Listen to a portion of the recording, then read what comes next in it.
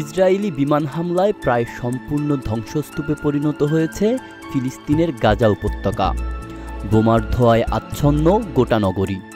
ধ্বংসস্তূপের নিচে চাপা পড়েছে হাজারো মানুষের আর্তনাদ।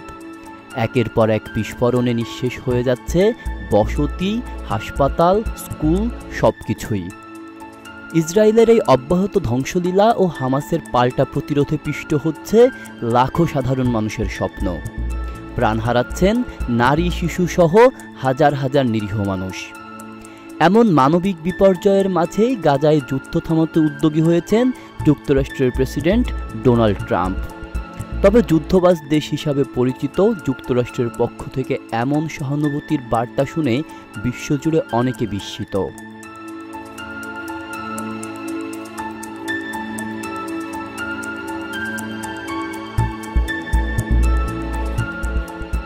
বিশ্লেষকরা বলছেন, যুক্তরাষ্ট্রের গোলাবারুদ ও অস্ত্র দিয়েই তো গাজায় চালানো হচ্ছে ইসরায়েলি হামলা। সেক্ষেত্রে যুদ্ধ থামানোর উদ্যোগের আড়ালে আসলে উদ্দেশ্য কী, সে প্রশ্ন উঠছে প্রবলভাবে। বর্তমানে মধ্যপ্রাচ্য সফরে রয়েছেন ট্রাম্প। সফরের অংশ হিসাবে কাতারে অবস্থানকালে তিনি ঘোষণা দিয়েছেন গাজাকে যুক্তরাষ্ট্র নিয়ন্ত্রিত একটি মুক্তাঞ্চল হিসাবে গড়ে তোলার পরিকল্পনা করছেন তিনি।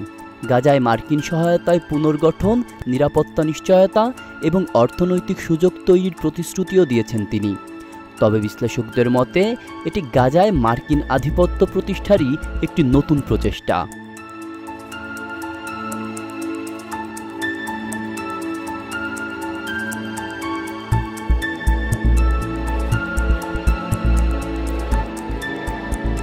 ট্রাম্পের এই প্রস্তাব আসায় নতুন করে উদ্বেগ ছড়িয়েছে আরব দুনিয়ায়। ফিলিস্তিন সহ একাধিক আরব রাষ্ট্র এই পরিকল্পনাকে সরাসরি প্রত্যাখ্যান করেছে।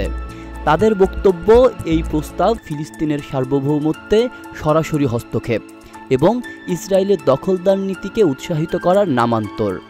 ফিলিস্তিনের নেতারা একে আন্তর্জাতিক আইন লঙ্ঘনের স্পষ্ট উদাহরণ হিসাবে আখ্যা দিয়েছেন। তারা সতর্ক করে দিয়েছেন, গাজা যদি মার্কিন তত্ত্বাবধানে চলে যায় তবে পুরো মধ্যপ্রাচ্যে উত্তেজনা আরও বাড়বে। একই সঙ্গে তারা জোর দিয়েছেন, যে কোনো রাজনৈতিক সমাধানে অবশ্যই ফিলিস্তিনিদের আত্মনিয়ন্ত্রণের অধিকারকে সম্মান জানাতে হবে।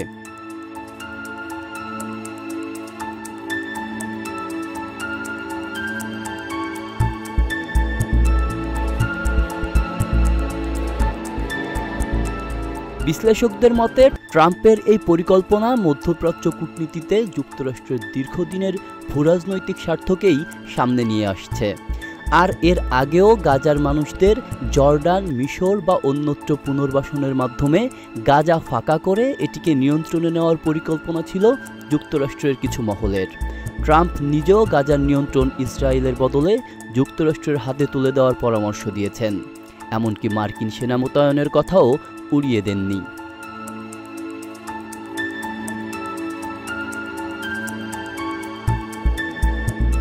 জাতিসংঘের তদন্ত কমিশনের চেয়ার নাভি পিলাই এই প্রস্তাবের কড়া সমালোচনা করে বলেছেন, এটি একটি জাতিগোষ্ঠীকে জোর করে তাড়ানোর প্রচেষ্টা এবং আন্তর্জাতিক অপরাধের শামিল।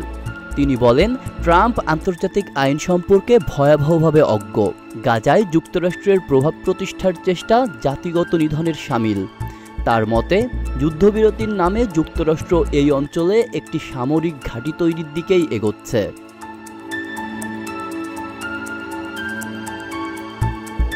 আব্দুল্লাহ রফসান জনি, ঢাকা প্রকাশ।